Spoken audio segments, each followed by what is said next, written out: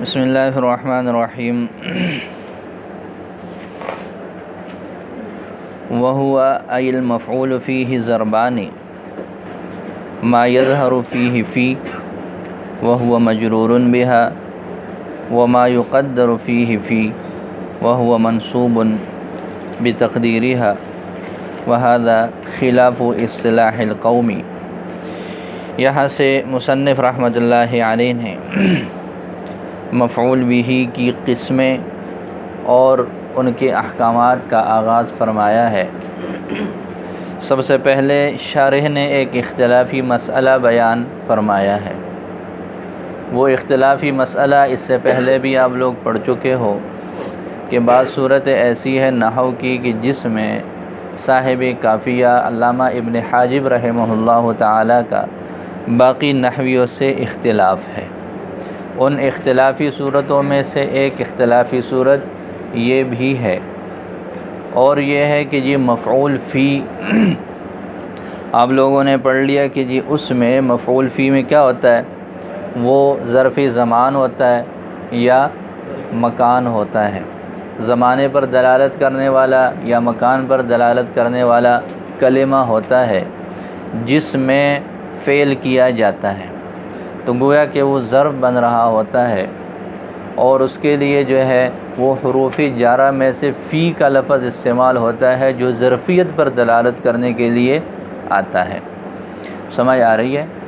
اب یہ جو بھی مفعول فی ہوگا اس کے ساتھ فی کا تعلق ضرور ہوگا۔ جو بھی چیز ظرف بنے تو اس کے ساتھ فی کا تعلق ضرور ہوتا ہے، یا لفظوں میں ہوتا ہے یا پھر وہاں پر اس کو مقدر کر لیا جاتا ہے۔ تو اب یہ ایک اختلافی مسئلہ ہوا بین النحات کہ جی اگر فی مذکور ہو تو وہ مفعول فی ہے یا نہیں ہے۔ صاحب کافیہ رحمۃ اللہ علیہ کے نزدیک دونوں شکلیں مفعول فی کی ہیں۔ فی حرف جر مذکور ہو تو لفظی طور پر وہ مجرور ہوگا، وہ مفعول فی، اور اگر فی حرف جر مذکور نہیں ہے بلکہ محذوف اور مقدر ہے تو وہ مفعول فی کیا ہوگا۔ تو گویا کہ صاحب کافیہ کے نزدیک دونوں صورتیں حرف جر کی موجودگی کے ساتھ اور حرف جر کی تقدیر کے ساتھ دونوں ہی صورتیں کیا ہیں، وہ مفعول فی کی ہے۔ آگے مصنف رحمۃ اللہ علیہ نے فرمایا وشرط نصبہ تقدیر فی، کہ یہ مفعول فی تو دونوں ہی ہیں، چاہے وہ مجرور ہو یا منصوب ہو، لیکن یہ ہے کہ منصوب کب ہوگا، منصوب اسی وقت ہو سکتا ہے جب فی حرف جر کو مقدر کر لیا جائے۔ اگر فی حرف جر کی تقدیر نہ کریں گے تو وہ لفظوں میں لازمی طور پر پایا جائے گا اور اس کی وجہ سے وہ مجرور ہوگا۔ تو وہی بات ہو گئی کہ جس صاحب کافیہ کے نزدیک، صاحب کتاب کے نزدیک یہ دونوں ہی صورت مفعول فی کی ہیں، چاہے فی حرف جر لفظوں میں موجود ہو یا پھر وہ کیا ہو، مقدر ہو۔ لیکن چونکہ یہ بحث کس کی چل رہی ہے، منصوبات کی چل رہی ہے، اس وجہ سے شارح نے فرمایا کہ جی اس کو ہم منصوبات میں وہ شامل کرنے کے لیے ایک شرط قرار دیتے ہیں، اور وہ شرط کیا ہے کہ جی فی کو مقدر کر لیا جائے گا، باقی دونوں ہی صورتیں مفعول فی کی ہیں۔ باقی حضرات یہ فرماتے کہ نہیں، ایسے نہیں ہے۔ وہ فرماتے ہیں کہ جی مفعول فی صرف وہ ہے جو منصوب ہو اور جہاں پر حرف جر فی مقدر ہو۔ اگر لفظوں میں موجود ہوگا تو ہم اس کو جار اور مجرور بنا کر جو ہے وہ اس واسطہ سے مفعول بہ بنائیں گے۔ وہ کیا کہتے ہیں، جار اور مجرور اس واسطے سے کیا بنائیں گے اس کو، یہ جار اور مجرور ہو کر متعلق ہوگا اس فعل کے لیے، اس کے لیے معنوی اعتبار سے مفعول بہ بنے گا، یہ اس کے لیے مفعول فی نہیں ہے۔ یہ اختلافی بات سمجھ آ گئی۔ اب دیکھ لو یہاں تک ترجمہ، وَهُوَ أَيْ الْمَفْعُولُ فِيهِ ضربان، یہ مفعول فی دو قسموں پر ہے، ما یظہر فیہ فی، جس میں فی ظاہر ہو، وَهُوَ مجرور بها، اور یہ مفعول فی اس کے ذریعے سے کیا ہوتا ہے، مجرور ہوتا ہے، وما یقدر فیہ فی، اور وہ جس میں فی کو مقدر کر لیا جاتا ہے، وہو منصوب بتقدیرها، اور یہ مفعول فی اس فا کی تقدیر کی وجہ سے کیا ہوتا ہے، منصوب۔ وہذا خلاف اصطلاح القوم، اور یہ قوم کی اصطلاح کے کیا ہے، خلاف ہے۔ فإنهم لا يطلقون المفعول فيه، اس لیے کہ وہ مفعول فی کا لفظ نہیں بولتے الا علی المنصوب بتقدیر فی، مگر صرف اسی پر جو فی کی تقدیر کے ساتھ منصوب ہے۔ وَأَمَّا الْمَجْرُورُ بِهَا، بہرحال جو اس کے ساتھ مجرور ہے، فَهُوَ مَفْعُولٌ بِهِ، تو وہ کیا ہے؟ وہ مفعول بھی ہے بواسطۃ حرف الجر، حرف الجر کے واسطے سے، لا مفعول فی، نہ کہ وہ مفعول فی، وہ مفعول فی نہیں ہے عام جمہور کے نزدیک، بلکہ وہ کیا ہے؟ وہ جار اور مجرور ہے، اور حرف جر کے واسطے سے وہ کیا بنے گا؟ وخالفهم المصنف، اور مصنف نے ان کا اختلاف کیا ہے، حیث جعل المجرور، کہ انہوں نے مجرور کو بھی بنایا ہے مفعول فی، انہوں نے مجرور کو بھی مفعول فی بنایا ہے۔ ولذالک قال، اسی وجہ سے مصنف نے کیا لفظ کہے ہیں؟ وشرط نصبہ، ای نصب المفعول فیہ، یعنی مفعول فیہ کے منصوب ہونے کی شرط۔ دو تعبیریں ہو سکتی ہیں، پہلی تعبیر یہ ہے کہ آپ یوں کہیں کہ جی مفعول فی بننے کی شرط، پہلی تعبیر کیا ہے؟ مفعول فی بننے کی شرط یہ ہے کہ فی کا جو ہے وہ اس کو مقدر کر لیا جائے، یہ عام جمہور کی اصطلاح ہے، جبکہ شارح نے کیا ماجد نے کیا لفظ استعمال کیے؟ وشرط نصبہ، مفعول فی کے منصوب ہونے کی شرط، یعنی وہ مفعول فی تو پہلے سے ہی ہے، وہ مجرور ہو پھر بھی وہ مفعول فی ہے، اور وہ منصوب ہوگا پھر بھی وہ مفعول فی ہے، لیکن مفعول فی کے منصوب ہونا یہ کب ہو سکے گا؟ جب حرف جر فی کو مقدر کر لیا جائے۔ تو فرماتے ہیں وشرط نصبہ، اس کے منصوب ہونے کی شرط، اس کے ای شرط نصب المفعول فیہ، یعنی مفعول فی کے منصوب ہونے کی شرط، وہ تقدیر فی کو مقدر کرنا ہے، اذ التلفظ بها من یوجب الجر، اس لیے کہ اس کے ساتھ تلفظ کرنا جر کو ثابت کرتا ہے، اس لیے کہ اس کے ساتھ تلفظ کرنا کیا کرتا ہے؟ جر کو ثابت کرتا ہے۔ یہاں تک بات سمجھ آ گئی کہ جی یہ جو دونوں صورتیں ہیں، مجرور والی صورت جہاں پر حرف جر فی جو ہے وہ لفظوں میں موجود ہو، اور نصب والی صورت جہاں پر حرف جر لفظوں میں موجود ہو، یہ دونوں ہی صورتیں مصنف کے نزدیک مفعول فی کی ہی ہیں۔ البتہ اگر ہم اس کو منصوب بناتے ہیں تو اس کے لیے بھی شرط یہ ہے کہ جی لفظی طور پر فی جو حرف جر ہے فا، اس کو ہم فی جو حرف جر ہے اس کو ہم مقدر کریں گے، اس کو ذکر نہیں کر سکتے۔ تو یہ تو ہو گئی ایک اختلافی بات۔ اب آگے مصنف رحمۃ اللہ علیہ نے یہ وضاحت بیان فرمائی ہے کہ کہاں پر فی حرف جر کو مقدر کیا جا سکتا ہے اور کہاں پر فی حرف جر کو مقدر نہیں کیا جا سکتا۔ اس سے پہلے ہم ظرف زمان اور مکان کی وضاحت پڑھ لیتے ہیں۔ ظرف زمان اور مکان کی دو قسمیں ہیں، محدود اور مبہم۔ ظرف زمان کی بھی دو قسمیں بن جائیں گی، ظرف زمان محدود اور ظرف زمان مبہم، اور ظرف مکان کی بھی دو قسمیں بن جائیں گی، ظرف مکان محدود اور ظرف زمان مبہم۔ مبہم اور محدود سے کیا مراد ہے؟ محدود حد سے ہے، محدود کس سے ہے؟ جس کے حدود متعین ہو، جس کے اطراف متعین ہو، جس کی ایک ابتدا اور ایک انتہا ہو، بے شک وہ کم ہو یا زیادہ سے زیادہ ہو، اس میں کوئی حرج والی بات نہیں ہے۔ تو محدود کس کو بولیں گے؟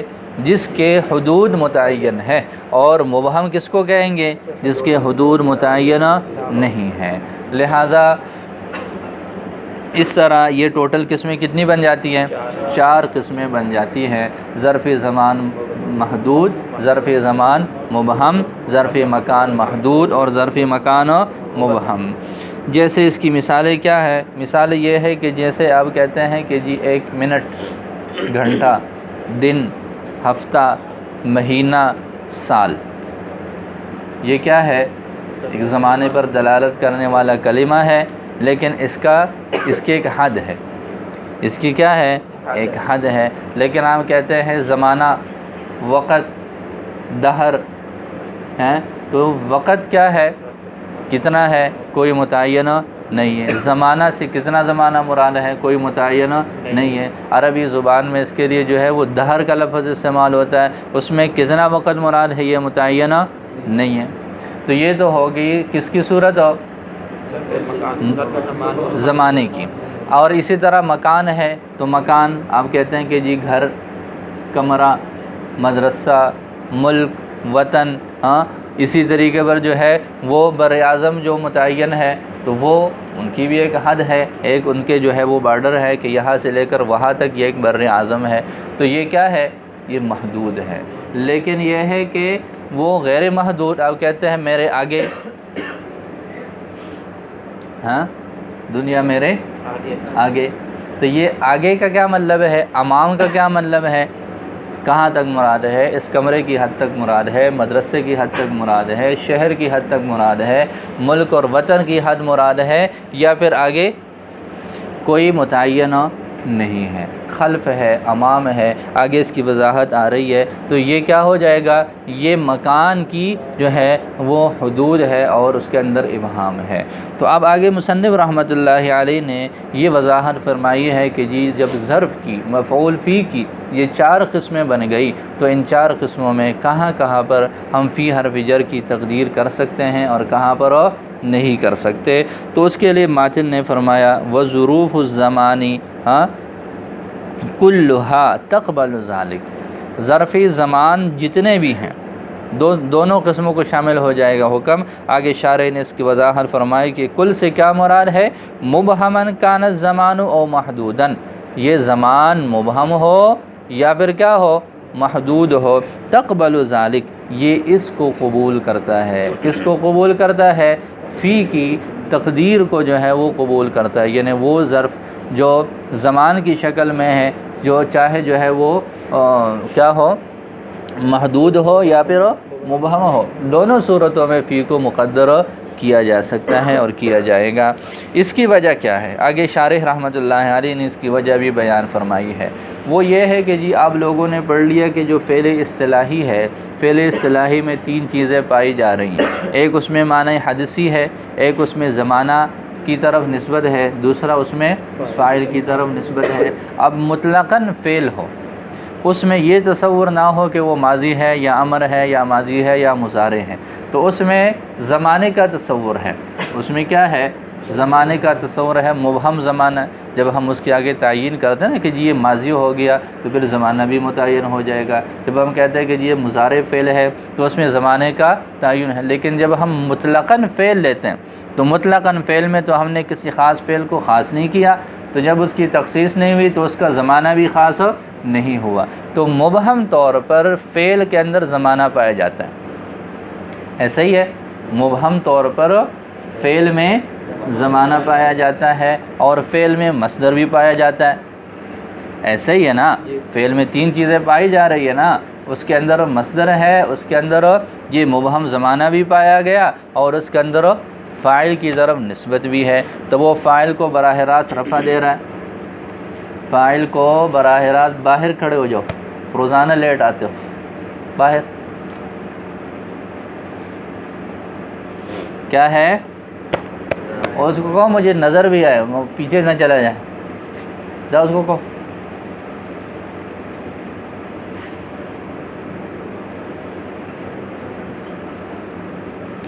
جی کیا ہے، 3 چیزیں ہیں نا، فاعل کے ساتھ بھی براہ راست تعلق ہے، ہاں، اور مصدر کے ساتھ بھی براہ راست تعلق ہے۔ مصدر کے ساتھ براہ راست تعلق کیسے، آپ لوگوں نے پڑھ لیا مفعول مطلق کو، آپ لوگوں نے پڑھ لیا کس کو، مفعول مطلق کو، تو وہ فرماتے ہیں کہ جی جس طرح وہ مصدر پایا جاتا ہے اسی طرح مبہم زمان بھی فعل کا ایک جز ہے، تو جیسے وہ فاعل کو براہ راست رفع دے رہا ہے اور جو ہے وہ مفعول مطلق کو براہ راست نصب دے رہا ہے، تو اس زمانہ کو بھی وہ کیا کرے گا، وہ براہ راست نصب دے دے گا، فی کا واسطہ لگانے کی درمیان میں کوئی ضرورت نہیں ہے۔ یہ کس کی بات ہے، یہ زمان مبہم کی بات ہے۔ میں نے بتایا کہ فعل کے جو بنیادی حیثیت ہے اس میں زمانہ کس اعتبار سے پایا جا رہا ہے، مبہم اعتبار سے پایا جا رہا ہے، تو لہٰذا زمان مبہم اصل ہوا، زمان مبہم جو مفعول فی کی شکل ہے، زمان مبہم وہ اصل ہوا یہاں پر منصوب ہونے کے لیے، ٹھیک ہے۔ اب یہ جو زمان محدود ہے، زمانی چونکہ یہ زمانہ ہونے میں مبہم کے ساتھ کیا ہے، شریک ہے، وہ بھی زمان یہ بھی زمان، صرف فرق یہ ہے کہ وہ مبہم ہو گیا اور یہ کیا ہے، یہ محدود ہے۔ تو لہٰذا اس مناسبت سے زمان مبہم پر محمول کرتے ہوئے زمان محدود کو بھی وہ کیا کر دیتا ہے، نصب دے دے گا۔ کیا کر لے گا، نصب دے دے گا۔ دیکھو بظروف الزمان کلھا، اور بظروف الزمان کلھا بلکہ، اور بظروف الزمان کلھا، اور تمام ظروف زمان، کل کس کی تاکید ہے بھائی، ظروف کی تاکید ہے۔ مبہم ہو کان الزمان او محدوداً، کا زمان مبہم ہو یا محدود، تقبل ذالک، وہ اس بات کو قبول کرتا ہے، ای تقدیر فی، یعنی فی کی تقدیر کو، لأن المبہم منہا، اس لیے کہ زمان مبہم اس میں سے، اس ظرف میں سے، ظروف میں سے، جزء مفہوم الفعل، فعل کے مفہوم کا جز ہے، فعل کے مفہوم کا کیا ہے، وہ جز ہے۔ آپ کو بتا دیا کہ جی فعل 3 چیزوں سے مجموعہ ہے، جس میں مبہم طور پر زمانہ بھی موجود ہے، تو اس کا ایک جز ہے۔ فیصح انتصابہ بھی، انتصابہ، تو لہٰذا اس کا منصوب ہونا صحیح ہے، بلا واسطۃ، بغیر واسطے سے، کل مصدری، جیسے کیا ہے، مصدر ہے۔ والمحدود، اب رہ گئی یہ بات کہ جی وہ زمانے مبہم تو پایا گیا، چلو وہ منصوب ہو گیا، تو جو زمانے محدود ہے اس کا کیا، اس کو کیوں منصوب کر رہے ہیں؟ تو فرماتے والمحدود منہا محمول علیہ، اور جو ظروف میں سے محدود ہے محمول علیہ، ہاں یہ اس پر محمول ہے، کس پر محمول ہے، ای علی المبہمی، یعنی مبہم زمان پر محمول ہو جائے گا۔ کیوں؟ لاشتراکہما فی الزمانیت، زمانے میں اشتراکیت کی وجہ سے، مبہم بھی زمان ہے اور محدود بھی زمان ہے، تو زمان ہونے میں دونوں شریک ہے، تو لہٰذا اس وجہ سے دونوں کا حکم ایک لگا دیا۔ جیسے صمت دہرن افطرت الیوم، صمت دہرن میں دہرن کون سا زمانہ ہے، زمانے مبہم ہے، اور الیوم کون سا زمانہ ہے، محدود ہے، دونوں ہی منصوب ہوں گے۔ وظروف المکان، آگے ظرفی مکان ہے، تو ظرفی مکان کی بھی 2 قسمیں پڑھ لی اب لوگوں نے، ایک ظرفی مکان محدود ہے، دوسرا ظرفی مکان، تو فرماتے ہیں کہ جی ظرفی مکان اگر مبہم ہو، ظرفی مکان کیا ہو، اگر مبہم ہو تو اس کو منصوب بنائیں گے۔ کیوں بنائیں گے؟ اس لیے کہ جی وہ جو زمانے مبہم تھا اس کے ساتھ ایک چیز میں مشارکت آ گئی، کس چیز میں، مبہم ہونے میں۔ زمانے مبہم ہے نا، اصل جز جو فعل کا ہے وہ کیا چیز ہے، وہ زمانے مبہم ہے، اور یہ مکان مبہم ہو گیا، تو دونوں میں مشترک ایک چیز پائی جا رہی ہے، کیا چیز ہے، مبہم ہونا۔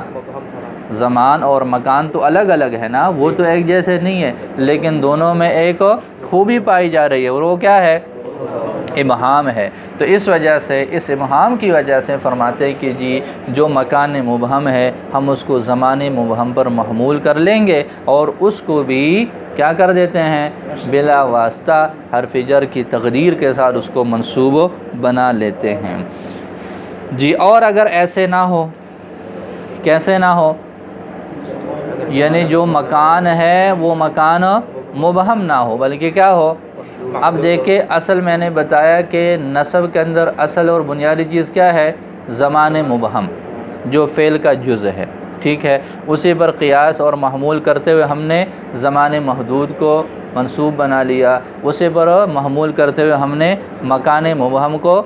اب اس مکان محدود کا کسی طرح کا کوئی تعلق جو ہے وہ زمان مبہم کے ساتھ ہے، دیکھیں وہ زمان ہے، یہ مکان ہے، کوئی تعلق ہوا نہیں، وہ مبہم ہے اور یہ محدود ہے، تو نہ ذات کے اعتبار سے اس کے ساتھ اس کا کوئی جوڑ ہے کہ وہ زمانہ ہے اور یہ مکان ہے، اور نہ ہی صفت کے اعتبار سے کہ وہ مبہم ہے اور یہ، تو نہ ذات کے اعتبار سے اس کے ساتھ جوڑ ہے، نہ ہی وصف اور صفت کے اعتبار سے اس کے ساتھ جوڑ ہے، لہذا ہم اس کو اس پر محمول نہیں کر سکتے۔ لہذا جو مکان کی صورت ہے محدود والی، وہاں پر ہم کیا کریں گے، بولو، فی کو جو ہے وہ ذکر کریں گے، اور فی کی جو ہے وہ تقدیر وہاں پر جائز نہیں ہوگی۔ جیسے آپ کہتے ہیں اشتریت فی السوق، کیا کہیں گے، اشتریت فی السوق، اسی طریقے پر ضربت فی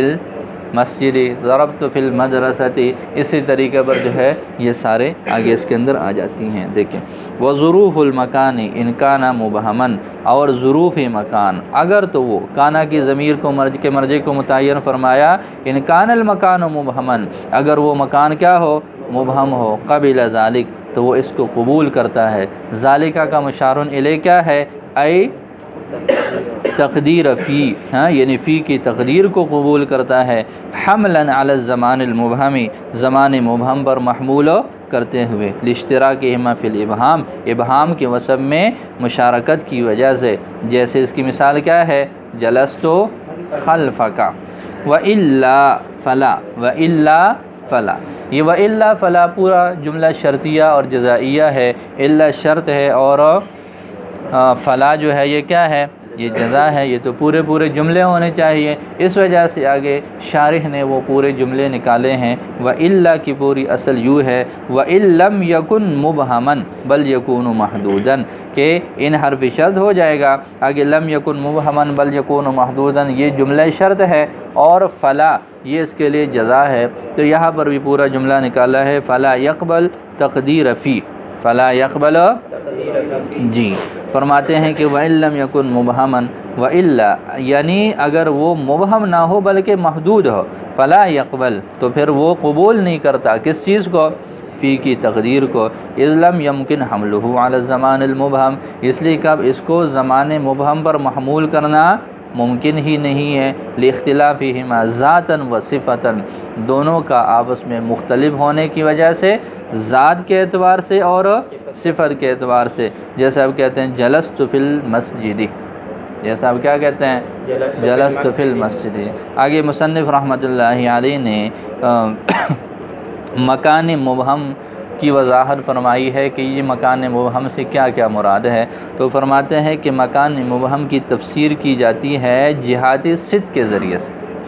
हमारे जो 6 अतराफ़ हैं, 6 अतराफ़ कौन से हैं, ऊपर नीचे दाएं बाएं और आगे और पीछे, ये 6 अतराफ़ हमारे जो है वो इर्द गिर्द जो है ये जिहाती सिद्क़ है। ज़ाहिर हम कहते हैं ऊपर, अब ऊपर कितना, ऊपर दाएं तो दाएं तरफ कितना, बाएं तो बाएं तरफ कितना, आगे पीछे, तो ये ऊपर नीचे ये सारा ऐसे ही है कि जिसमें तअय्युन और हद नहीं है, इसमें तअय्युन और, तो लिहाजा मकान मुबहम से ये चीज़ें मुराद हो जाएंगी। व फुस्सिरा अल मुबहमु मिनल मकान, बाकी मुबहम यहाँ पर मुतलक नहीं बल्कि मकान वाला मुराद है। तो फरमाते हैं कि मकान मुबहम से की तफसीर की जाती है बिल जिहाद सिद्क़, किसके ज़रिए से, जिहाद सिद्क़ के ज़रिए से। जिहाद सिद्क़ से क्या मुराद है, वही अमाम, वो अमाम है, खल्फ़ है, यमीन है, शिमाल है, फ़ौक़ है, तहत है।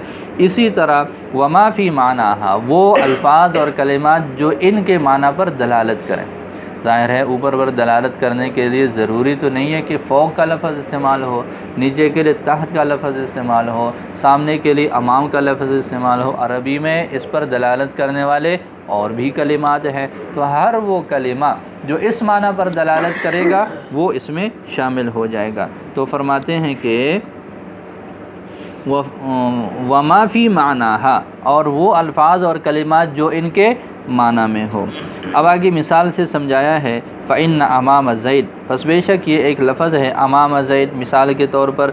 अब अमाम ज़ैद, ज़ैद के आगे इससे क्या मुराद है, यतनावलु जमीअ मा युक़ाबिलु वजहहु, ये शामिल है उस तमाम हिस्से को जो उसके चेहरे के सामने है, इला इनक़िताइल अर्द, ज़मीन के ख़त्म होने तक, फ़यकून मुबहमन, तो ये क्या बन जाएगा, ये मुबहम बन जाएगा। इसी तरह आगे मुसन्निफ़ रहमतुल्लाहि अलैहि फरमाते हैं कि जी मकान मुबहम में कुछ चीज़ें और भी हैं, मकान मुबहम में कुछ चीज़ें और भी है, लेकिन चूँकि जिहाद सिद्क़ के तहत वो नहीं आती, इस वजह से मुसन्निफ़ रहमतुल्लाहि अलैहि ने उसको अलग से ज़िक्र किया। उनमें से एक इंदा का लफ्ज़ है, एक लदा का लफ्ज़ है। इसी तरह जो इन दोनों के मुशाबे हैं जैसे दूना और सिवा हैं, इनमें इबहाम है, इनमें क्या है, इबहाम है। तो इस इबहाम की वजह से इसको भी ये मकान पर दलालत करते हैं, लेकिन यह है कि जिहाद सित्ता भी नहीं है, तो मकान पर मुबहम तौर पर दलालत करने की वजह से इनको भी मकान मुबहम में वो शुमार किया जाता है। وحمل علیہ اور اس پر محمول کیا جاتا ہے، کس پر؟ یعنی علی المبہم، اس مبہم پر جس کی جہاتی ستہ کے ذریعے سے تفسیر کی جا رہی ہے، اس مبہم پر محمول کیا جاتا ہے عند اور لدا و شبہہما اور ان کے شبہہما، یہ شبہہما آ جائے گا، یہ حملہ کے لیے نائب فاعل بنیں گے، حملہ عند و لدا و شبہہما، اور محمول کیے جاتے ہیں عند لدا اور ان دونوں کے مشابہ کو ان چیزوں پر، یعنی مکان مبہم کی جو تفسیر کی جا رہی ہے اس کے ساتھ اس کو بھی شامل کیا جاتا ہے۔ شبہہما سے کیا مراد ہے؟ نحو دون و سوا، جیسے دون اور سوا، یہ دو لفظ مراد ہے۔ لابہامہما، یعنی ان دونوں کے ابہام کی وجہ سے، یہاں پر اس میں بھی کوئی حد متعین نہیں ہے عند، تو اس کے پاس کہاں پر، تو یہ ظاہر ہے یہ اس طرح کی چیز ہے، اس طرح کا لفظ ہے کہ اس کے معنی کا کوئی حد متعین نہیں ہے۔ لابہام عند و لدا، عند اور لدا کے ابہام کی وجہ سے۔ اب آگے دیکھیں، لابہامہما، ماتن نے تین چیزیں ذکر کی ہیں، عند، لدا اور ان دونوں کا مشابہ، تین چیزیں ہو گئی نا، لیکن وجہ جو ذکر کی ہے وہ کیا کی ہے؟ دیکھیں، لابہامہما، ان دونوں کے مبہم کی وجہ سے۔ تو عند اور لدا کے بارے میں تو بتا دیا کہ یہ دونوں مبہم ہیں، لیکن شبیہ کے بارے میں نہیں بتایا کہ وہ کیوں اس کے ساتھ شامل ہیں، تو ظاہر ہے اس کی وجہ بھی وہی ہو جائے گی کہ جی جب عند اور لدا مبہم ہے تو جو چیزیں عند اور لدا کی طرح ہے وہ بھی شامل ہو جائیں گی، تو وہ کیوں شامل ہوں گی؟ ان میں بھی ابہام ہوگا، ابہام میں وہ بھی عند اور لدا کے ساتھ شریک ہوں گے، اس وجہ سے ان کو ذکر کرنے کی ضرورت ہی نہیں ہے۔ تو فرماتے ہیں وَلَمْ يَذْكُرْ لِأَيْ لِإِبْهَامِ عِنْدَ وَلَدَا، یعنی عند اور لدا کے ابہام کی وجہ سے، وَلَمْ يَذْكُرْ وَجْهَ حَمْلِ شِبْهِهِمَا، اور ان دونوں کے مشابہ کو محمول کرنے کی وجہ کو ذکر نہیں کیا، لِأَنَّ حُكْمَهُ حُكْمَهُمَا، اس لیے کہ اس شبیہ کا حکم وہی ہے جو ان دونوں کا حکم ہے۔ ہم بعض نسخوں میں لِإِبْهَامِهِمَا کی جگہ پر کیا ہے؟ لِإِبْهَامِهَا ہے، جب ہا ضمیر کا کر دیا تو ہا ضمیر جمع کے لیے اس کا استعمال ہوتا ہے، پھر یہ تینوں ہی اس ابہام میں آ جاتے ہیں، کما ہوا ظاہر۔ اسی طرح آگے ایک اور لفظ ذکر کر رہے، لفظ مکان۔ مکان یہ ایک ایسا لفظ ہے کہ جی اس کا معنی معلوم ہوتا ہے۔ مکان کا لفظ ہم اردو میں جگہ کا اس کا ترجمہ کرتے ہیں، وہ امجد عثمان کو کہتا ہے میں آپ کی جگہ پر بیٹھ گیا، کیا کہتا ہے؟ میں جلست مکانہ کا، اور ظاہر ہے اس کے بیٹھنے کی جگہ تو متعین ہے، جتنی جگہ اس کے حصے میں آتی ہے ایک بندے کے لیے وہ متعین ہے، تو اس کے محدود متعین ہے۔ تو مکان اپنے ذاتی اعتبار سے ایسا لفظ ہے کہ اس کا مصداق کیا ہے؟ وہ معلوم ہے اور متعین ہے، لیکن پھر بھی اس کو مکان مبہم میں شمار کر لیا جاتا ہے، اس سے فی کو مقدر کر لیا جاتا ہے۔ لیکن یہ فی کی تقدیر کیوں ہوتی ہے؟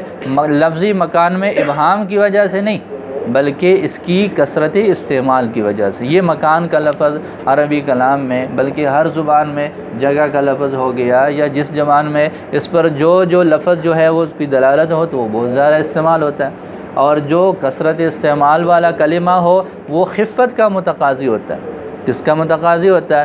خفت کا۔ اور خفت کیا ہے کہ جی وہ فی کو گرا کر اس کو منصوب بناؤ، تو یہ اس طرح۔ اسی طرح فرماتے ہیں وقضا، یہ واو عاطفہ ہے، اس کا ماقبل پر عطف ہے، تو حملہ والا لفظ ادھر بھی نکل جائے گا، وقضا حمل علی المبہم من المکان، اسی طرح مبہم من المکان پر محمول کیا جاتا ہے لفظی مکان کو بھی، وَإِنْ كَانَ مُعَيَّنًا، اگرچہ وہ کیا ہے؟ وہ معین ہے، جیسے جلست مکانہ کا، لیکن فرمایا لکثرتہ، اس کی کثرت کی وجہ سے، ای فی الاستعمال مثل الجہات جہات ستہ کی طرح اس کے کثرت استعمال کی وجہ سے، لا لابہامہ، نہ کہ اس کے ابہام کی وجہ سے، یعنی اس کو مکان مبہم پر جو محمول کیا جاتا ہے کہ یہ فی کو مقدر کر لو، تو یہ اس کے ابہام کی وجہ سے نہیں کیا جاتا، بلکہ اس کے کثرت استعمال کی وجہ سے، کہ جیسے جہات ستہ فوق، تحت، امام، خلف، یہ کثیر الاستعمال ہیں، اسی طرح مکان کا لفظ بھی کثیر الاستعمال ہے۔ چلے یاد کریں۔